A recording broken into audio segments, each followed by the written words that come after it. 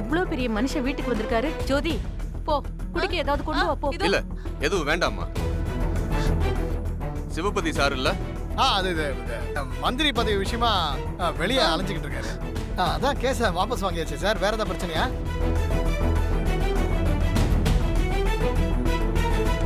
ஏம்மா உனக்கு ஏதாவது பிரச்சனையாம்மா? சார், எனக்கு எந்த பிரச்சனையும் இல்லை சார். அதான் கேஸை வாபஸ் வாங்கிட்டேனே சார். ஏன் நீங்க இன்னும் பயத்தோடவே இருக்கீங்க? அதெல்லாம் ஒன்றும் இல்லை சார். இவங்க சார், அவ சக்தி, என் சின்ன மருமக.